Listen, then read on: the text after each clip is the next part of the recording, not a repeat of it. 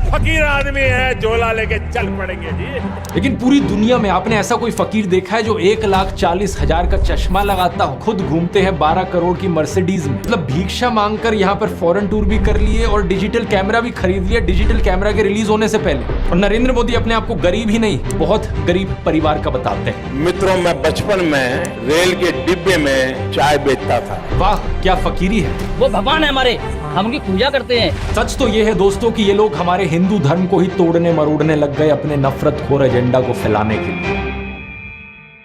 नमस्कार दोस्तों, जर्नलिस्ट अनिल यादव एक बीजेपी वर्कर मंगल वाजपेयी से बात कर रहे थे कानपुर में। मंगल एक लोडर का काम करते हैं, यानी गाड़ियों में सामान चढ़ाने का काम करते हैं। क्या नाम बताए? योगी साहब, मेरा मंगल वाजपेयी। मंगल वाजपेयी है, यहाँ लोडर का काम करवाते हैं। साथ ही साथ ये बीजेपी एमएलए महेश त्रिवेदी के लिए वॉलंटियर भी करते हैं। ये उम्मीद जता रहे थे कि बीजेपी इस बार 400 पार करेगी। चुनाव में किसका माहौल है? बीजेपी जीतेंगी, बीजेपी जीतेगी 400 के ऊपर।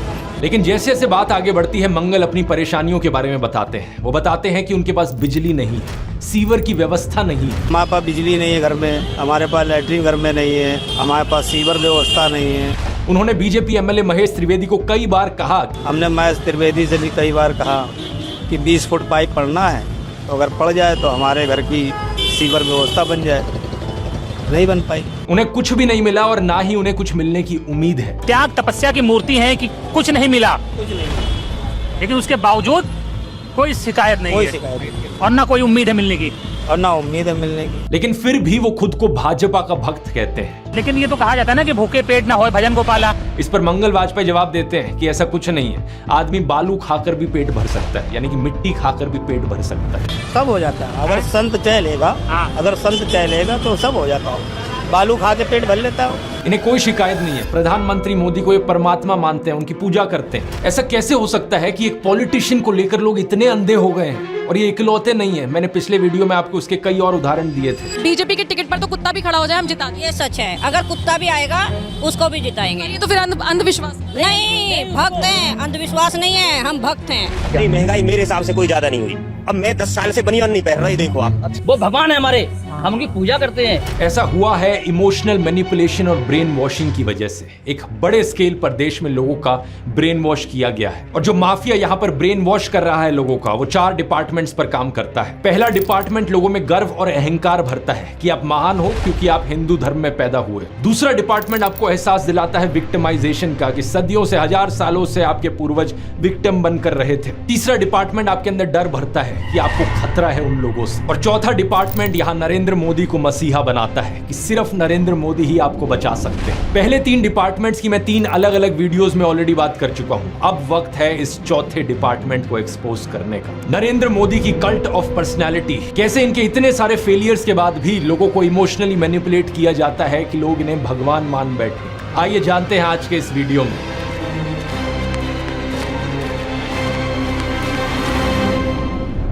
जून 2013 की बात है दोस्तों। राइटर नीलांजन मुखोपाध्याय ने एक किताब लिखी नरेंद्र मोदी के ऊपर। ये एक बायोग्राफी थी। इस किताब में लिखा गया कि कैसे नरेंद्र मोदी जब 6 साल के थे, वडनगर रेलवे स्टेशन पर गुजरात में वो चाय बेचा करते थे। ये चाय बेचने वाला किस्सा तभी से लेकर नरेंद्र मोदी की संघर्ष की कहानी का ये एक मेजर टॉकिंग पॉइंट रहा है। 2015 में जब टाइम मैगजीन ने प्रधानमंत्री मोदी का इंटरव्यू लिया तो उन्होंने बताया कि कैसे वो एक बहुत गरीब परिवार से आते थे, कैसे बचपन में वो चाय बेचा करते थे रेलवे स्टेशन पर। इनकी एग्जैक्ट लाइनें सुनिए। मैं पॉवर्टी में पैदा हुआ हूँ, बचपन में मेरा पूरा बचपन पॉवर्टी में बीता है। मेरे लिए पॉवर्टी एक तरीके की पहली इंस्पिरेशन थी मेरी जिंदगी में। लेकिन कितनी सच्चाई है इन बातों में? बहुत से लोगों ने टाइम टू टाइम सवाल उठाए हैं, जैसे कि नरेंद्र मोदी के बचपन की ये फोटो देखिए। वे 1950 यानी 1950 में पैदा हुए थे। क्या उस समय किसी गरीब परिवार में पैदा हुए बच्चे के पास ऐसे कपड़े होंगे? जरा खुद ही सोचकर देखिए। सूट तक पहन रखे हैं इन्होंने अपनी बचपन की फोटोज में। मैं खुद 1994 में एक मिडिल क्लास फैमिली में पैदा हुआ हूं, लेकिन मेरी तो बचपन की ऐसी कोई फोटो नहीं मिलेगी आपको जिसमें मैंने कोई सूट पहन रखा। और नरेंद्र मोदी अपने आप को गरीब ही नहीं, बहुत गरीब परिवार का बताते हैं। इंडिया टुडे ने इनकी पुराने घर की एक फोटो पब्लिश करी थी, स्क्रीन पर देखिए। बहुत बड़ा घर नहीं है, लेकिन क्या आपको ये 1950s के किसी बहुत गरीब परिवार का घर दिखता है? परिवार में नरेंद्र मोदी के 5 भाई और 1 बहन है। 2 साल पहले नरेंद्र मोदी के छोटे भाई प्रहलाद मोदी ने कहा था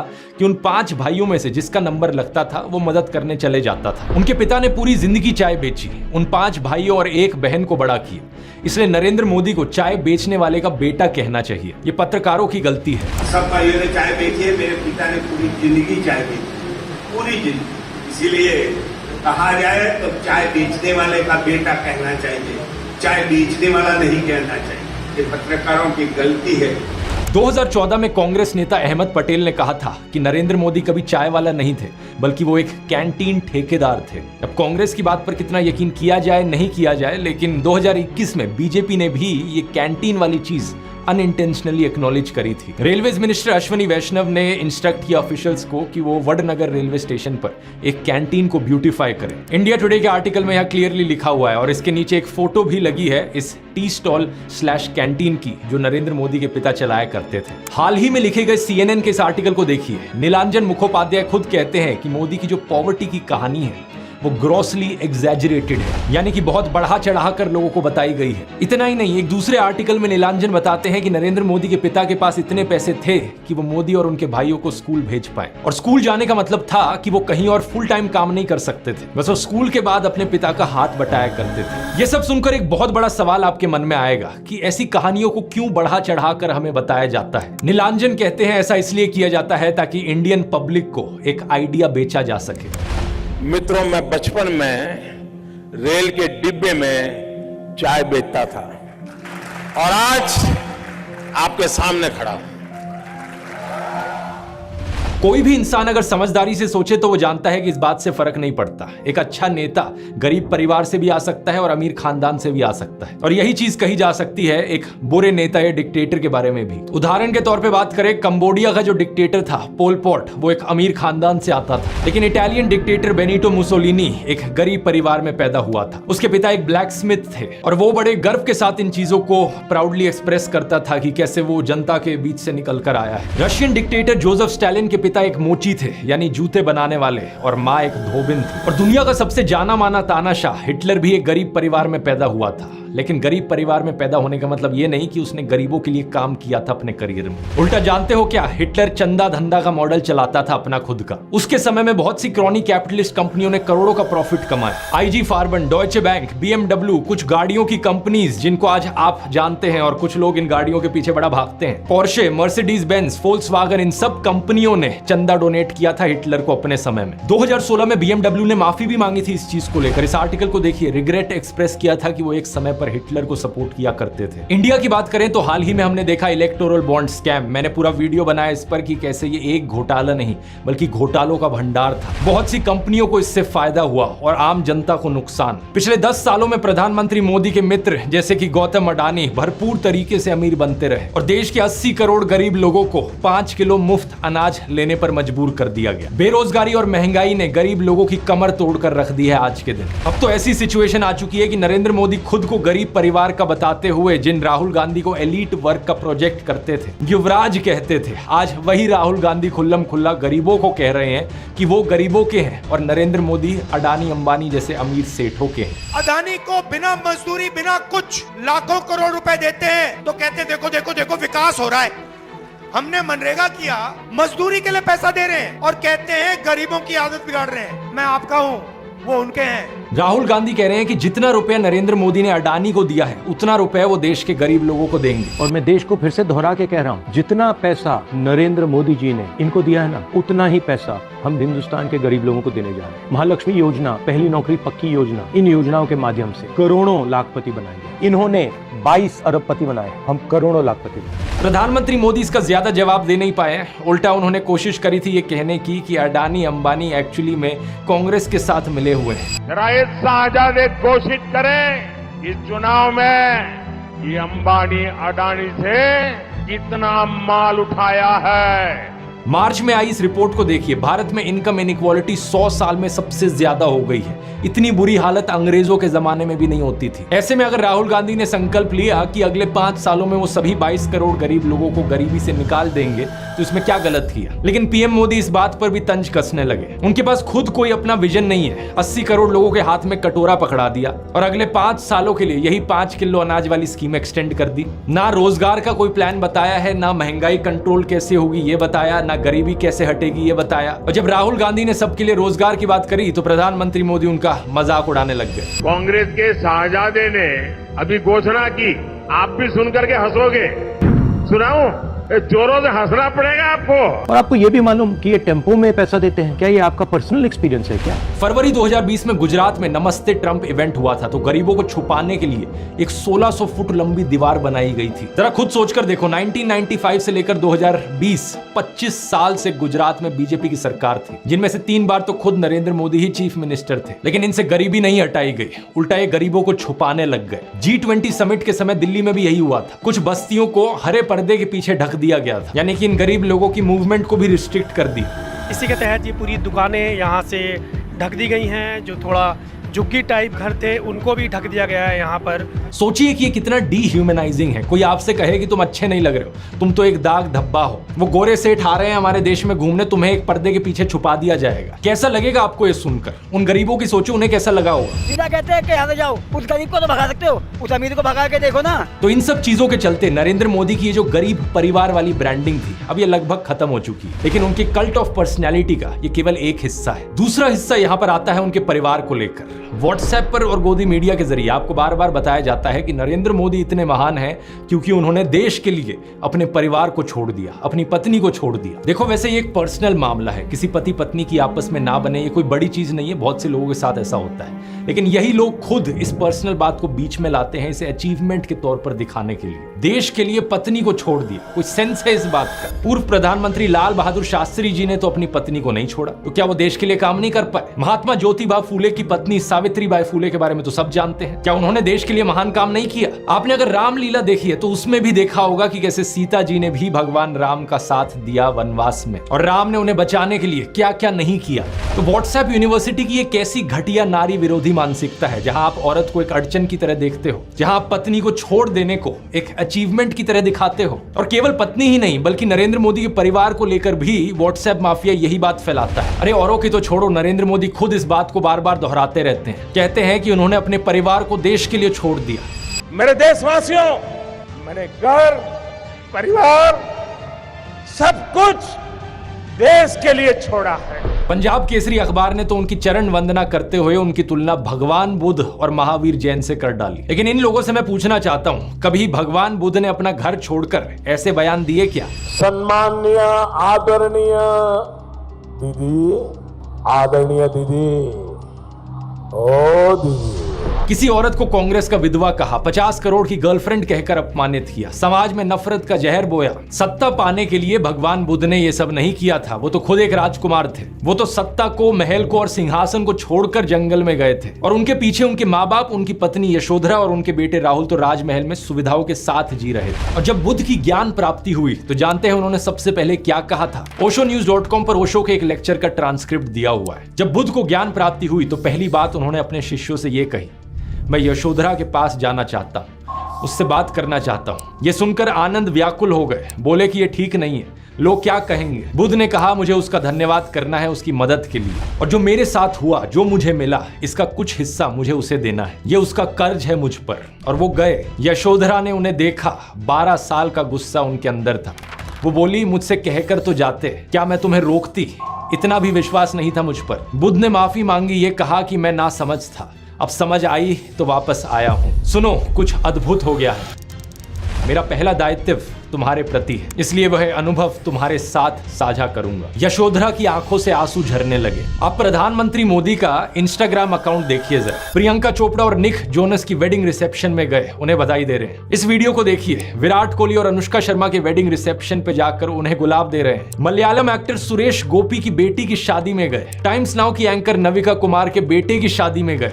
मुकेश अंबानी ने हॉस्पिटल खोला तो वहां बधाई देने पहुंच गए। इस न्यूज आर्टिकल को भी देखिए, नरेंद्र मोदी ने गौतम अडानी के बेटे करण की ग्रैंड एंगेजमेंट सेरेमनी को भी अटेंड किया। तो बॉलीवुड सेलिब्रिटीज और अमीर सेठों की शादियों में जाने के लिए बहुत समय है इनके पास।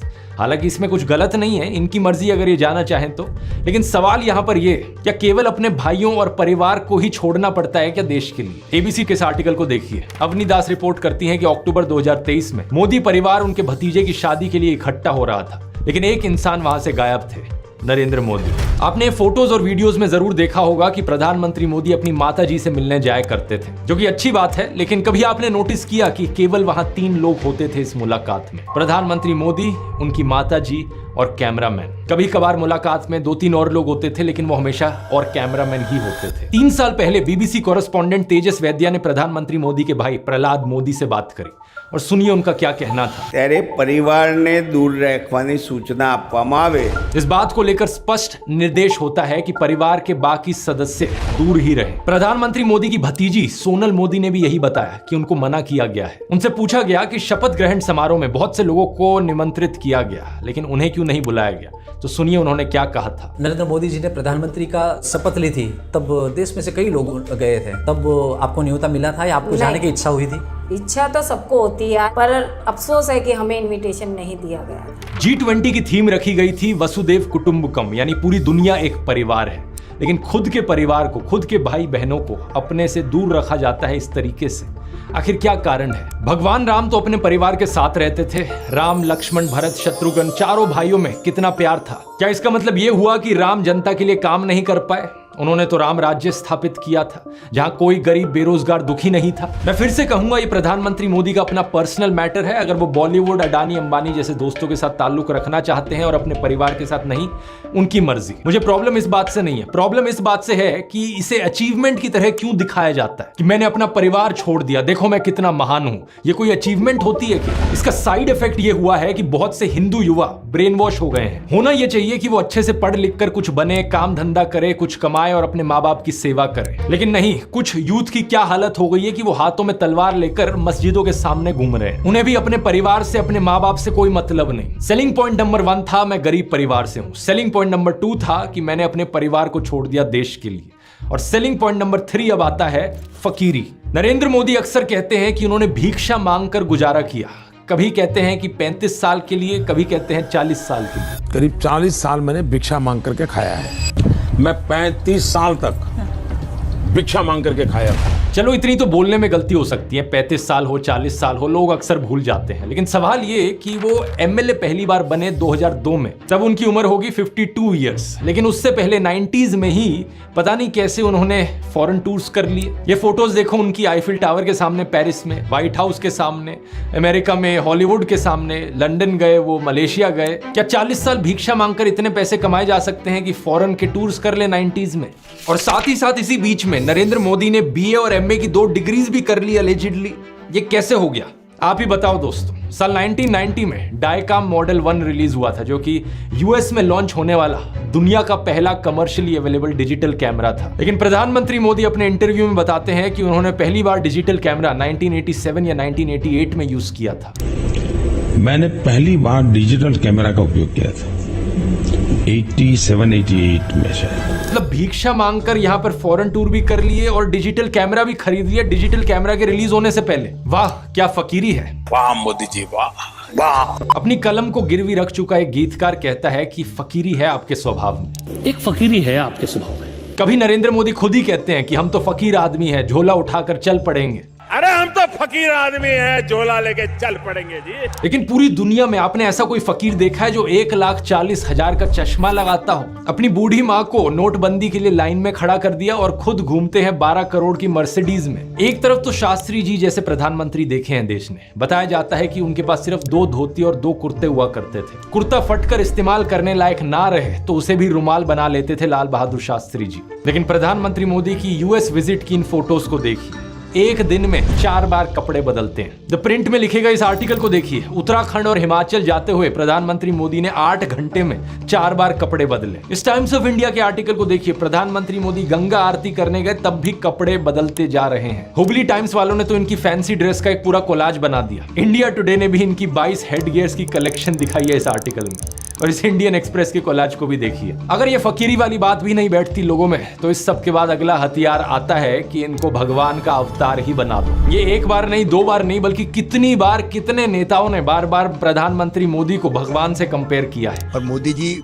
भारत के लिए भगवान का वरदान बन के आए हैं। भगवान नहीं, मनुष्य के रूप में नरेंद्र मोदी जी के रूप में अवतार लिया। हमारे माननीय प्रधानमंत्री जो खुद भगवान स्वरूप है, मोदी जी के रूप में श्री रामचंद्र ने जन्म लिया है। मोदी जी है ना, साक्षात भगवान महाकाल जी का अवतार है। मोदी राम और अमित शाह कृष्ण। अरे कुछ लोग तो मंदिर भी बनाने लग गए। पुणे में एक बीजेपी वर्कर ने नरेंद्र मोदी के लिए मंदिर बना दिया, गुजरात में इनका एक मंदिर बना, तमिलनाडु में इनके लिए एक मंदिर बना। क्या मजाक चल रहा है ये इकलौते नेता नहीं है जिन्हें भगवान से कंपेयर किया जाता है। एक समय पर एडोल्फ हिटलर को भी जीसस से कंपेयर किया जाता था। राजनीति में हिटलर की एंट्री की तुलना की जाती थी जीसस के रिजरेक्शन से। लेकिन उस समय यह सवाल उठा कि ये बात जमेगी कैसे। जीसस तो शांति की मूर्त थे, सूली पर भी चढ़ाया गया उन्हें, तब भी उनके दिल में कोई नफरत नहीं थी। बोले कि हे भगवान उन्हें माफ करना। जबकि हिटलर तो नफरत का सौदागर था, तो कैसे जीसस का इस्तेमाल किया जाए नफरत फैलाने के लिए और हिटलर को उससे भी कंपेयर किया जाए। इसके लिए हिटलर और नाजी लोगों ने बाइबल को ही बदल डाला। मजाक नहीं कर रहा, ओल्ड टेस्टामेंट जो थी बाइबल की उसे ही हटा दिया गया उनके समय में। जीसस को इस तरीके से चित्रित किया गया कि वो ऐसा लगे कि वो यहूदियों के खिलाफ लड़ने वाले एक फाइटर हो। सिमिलरली बीजेपी के लोग बार बार नरेंद्र मोदी को भगवान का अवतार करके पुकारते हैं। लेकिन यहां भी दिक्कत वही आ जाती है कि नरेंद्र मोदी तो नफरत फैलाते हैं, लेकिन श्री राम की सूरत में दिखती है विनम्रता, सौम्यता, करुणा। राजा रवि वर्मा की इस आइकॉनिक पेंटिंग को देखिए, राम दरबार, जो कि हमारे देश के करोड़ों घरों में लगी हुई है। इस प्रॉब्लम का समाधान ढूंढने के लिए इनके लोगों ने राम की सूरत बदलनी शुरू कर दी। पिछले कुछ सालों में आपने देखा होगा ये एंग्री हनुमान और एंग्री राम की आइकॉनोग्राफी गाड़ियों के पीछे इसे लगाया जाता है, ये दर्शाने के लिए कि ये है असली में भगवान राम। चरित्र ही बदल दो भगवान का।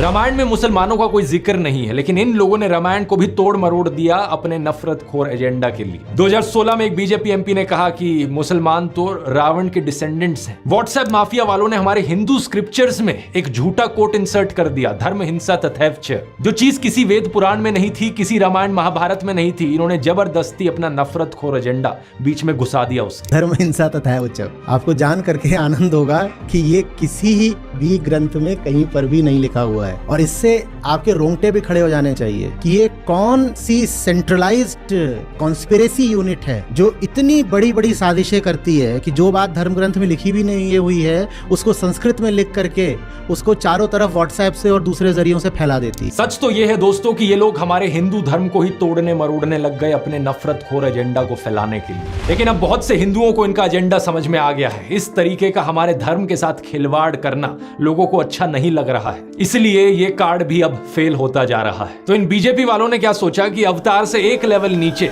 इन्हें सर्वगुण संपन्न शक्तिमान दिखाया जाए। क्या सीन है, वाह क्या सीन है। लेकिन किसी को यहां शक्तिमान बनाने का सबसे आसान तरीका है कि दूसरी साइड वाले की इमेज नीचे गिराओ। इसलिए इनके आईटी सेल ने राहुल गांधी को पप्पू बना दिया। व्हाट्सएप पर इनकी आधी अधूरी क्लिप्स तोड़ मरोड़ के दिखाई जाने लगी कि जैसे राहुल गांधी में तो कोई समझ ही नहीं है, वो तो बिल्कुल बेवकूफ इंसान है। लेकिन सच्चाई यह है कि पिछले 10 साल में पीएम मोदी ने एक भी प्रेस कॉन्फ्रेंस नहीं करी, कोई अनस्क्रिप्टेड इंटरव्यू नहीं किया, जबकि राहुल गांधी ने दिल्ली यूनिवर्सिटी से लेकर हार्वर्ड यूनिवर्सिटी तक लेक्चर दिए हैं, लोगों से ढेर सारी हर साल 2 साल अनस्क्रिप्टेड इंटरैक्शंस की हैं। ये बात सही है कि उनकी कुछ फनी क्लिप्स जरूर हैं जहां उनके मुंह से कुछ उलट पुलट निकल गया। This morning I got up at night. लेकिन ऐसी क्लिप्स तो नरेंद्र मोदी की भी बहुत है। तीसरा कहा था विमेन डेवलपमेंट की मैंने बात कही थी, मैं कब हो गया ये? नरेंद्र मोदी वही हैं जो नाले से निकलने वाली गैस से चाय बनाने की बात करते हैं। कहते हैं कि पसीने से मुंह पोंछ लेता था तो ग्लो आ जाती थी। कभी ये क्लाइमेट चेंज को डिनाई करते हैं कि गर्मी नहीं बढ़ रही बल्कि हमारी गर्मी सहने की शक्ति कम हो रही है, तो कभी ये बादलों से रेडार का सिग्नल रोकने की बात करते हैं। लेकिन मैंने कहा इतने क्लाउड है, बारिश हो रही है, तो एक बेनिफिट है कि हम राडार से बच सकते हैं। एक तो जानते नहीं है, ऊपर से अहंकार इतना कि अपने अज्ञान का भी एहसास नहीं। एक दफा मोदी दूसरे देश में गए थे, वहां भारत का राष्ट्रीय गान चल रहा था और ये बीच में ही चलने लगे। ऐसी गलती किसी से भी हो सकती है, लेकिन बात मैं यहां पर यह बताना चाह रहा हूं कि प्रधानमंत्री मोदी की भी फनी क्लिप्स बहुत सारी हैं। दूसरों को पप्पू बोलने से पहले अपनी क्लिप्स पर नजर डाल लो। पप्पू को हारने का डर लग रहा है, पप्पू को नहीं बनाएंगे। और अभी तो एक बहुत बेहतरीन मौका मिला है। हमारे फॉर्मर सुप्रीम कोर्ट के जजेस ने राहुल गांधी और नरेंद्र मोदी दोनों को एक 1-on-1 डिबेट के लिए इनवाइट किया है। राहुल गांधी तो इस इनविटेशन को ऑलरेडी एक्सेप्ट कर चुके हैं, लेकिन नरेंद्र मोदी अभी भी चुप है। अगर ऐसा होता है तो जनता के लिए भी एक बड़ा सीधा मौका होगा देखने का कि नरेंद्र मोदी और राहुल गांधी में से कौन ज्यादा समझदार है, कौन ज्यादा इंटेलिजेंट है और कौन ज्यादा केपेबल लीडर है देश के लिए। लेकिन नरेंद्र मोदी अगर इस डिबेट से भागते हैं और जवाब ही नहीं देते तो समझ जाना कौन यहां पर बेहतर है। इस कल्ट ऑफ पर्सनैलिटी में प्रधानमंत्री मोदी का सबसे बड़ा कार्ड है सब जगह फोटो चिपकाओ। बचपन में मैं सोचता था कि ये कोका कोला जैसी ड्रिंक्स की एड्स क्यों आती हैं टीवी पर, हर कोई तो जानता है कि कोका कोला क्या है। बाद में मुझे समझ आया कि out of site is out of mind, यानी नजर से बाहर तो दिमाग से बाहर। और इसकी उल्टी एक टैक्टिक है, जितना नजर में रहोगे उतना लोगों के दिमाग में घुसोगे।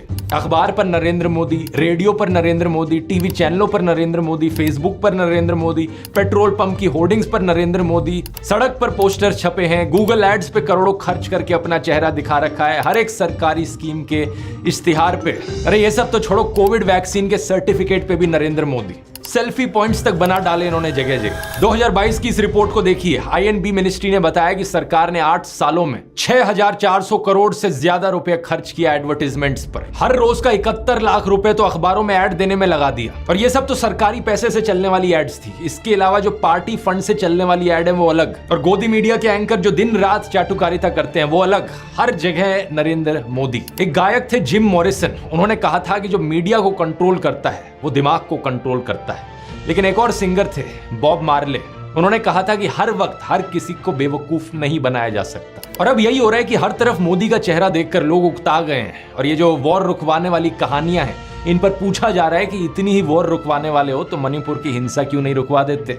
इलेक्ट्रॉन बॉन्ड का पैसा है, कहीं तो यूज होगा। किसी एक्टर को उठा के बेटी बना देंगे, पापा ने वॉर रुकवा दी, पापा मणिपुर के दंगे क्यों नहीं रुकवाते। लोग पूछ रहे हैं कि भारत में सब चंगा सी है तो 2022 में सब रिकॉर्ड तोड़ते हुए 2.25 लाख लोगों ने भारतीय नागरिकता क्यों छोड़ दी। इस मोदी मैजिक के खत्म होने का सबसे बड़ा सबूत यही है कि बीजेपी को दूसरी पार्टियों के उन नेताओं को अपनी पार्टी में लाना पड़ रहा है जिन पर भ्रष्टाचार के एक से बढ़कर एक आरोप लगे। अगर मोदी मैजिक अब सही में बचा होता तो मोदी के नाम से ही चुनाव जीता जा सकता था। इन बाहर के नेताओं को लाने की जरूरत नहीं थी अपनी पार्टी में। ये झूठ, डर और नफरत फैलाने की जरूरत नहीं थी। इस वीडियो में तो मैंने आपको नरेंद्र मोदी का वो चेहरा दिखाया है जो व्हाट्सएप माफिया आपको दिखाता रहता है। अगले वीडियो में मैं आपको दिखाऊंगा उनका असली चेहरा, उनके माइंड में क्या क्या चलता रहता है। यहां मैं आप लोगों को धन्यवाद करना चाहूंगा क्योंकि आप लोग इतने जज्बे के साथ इनकी इस झूठ और नफरत की फैक्ट्री को तबाह करने में लगे हुए हो। हमारे इस मिशन 100 करोड़ पर लगे रहिए। ये देखकर खुशी होती है कि किसी का कमेंट आता है ये कहते हुए कि आपने एक वीडियो को 850 लोगों के साथ शेयर किया व्हाट्सएप पर। कहीं पता चलता है कि प्रोजेक्टर स्क्रीन पर दिखाकर आप वीडियो चला रहे हो राजस्थान की गलियों से लेकर वेस्ट बंगाल तक। किसी ने टीवी लगा दिया बाहर मुंबई में ताकि लोगों तक सच पहुंचाया जा सके। इसी तरीके से लगे रहो। हमें देश के लोकतंत्र को बचाना है, देश के संविधान को बचाना है। वोट करने जरूर जाना और अपने आसपास के 10 लोगों को कन्विंस करना वोट करने के लिए। वोट करना इस नफरत और झूठ के खिलाफ। मुझे यकीन है कि हम इकट्ठे मिलकर देश को बचा लेंगे। अगर आपने इस ब्रेन वॉशिंग माफिया के चारों डिपार्टमेंट्स के बारे में पहली बार सुना है तो इस वीडियो को जरूर देखिए। यहां पर मैंने शुरुआत से समझाया था पहले डिपार्टमेंट के बारे में, क्लिक करके देख सकते हैं। इनकलाब जिंदाबाद। जय हिंद।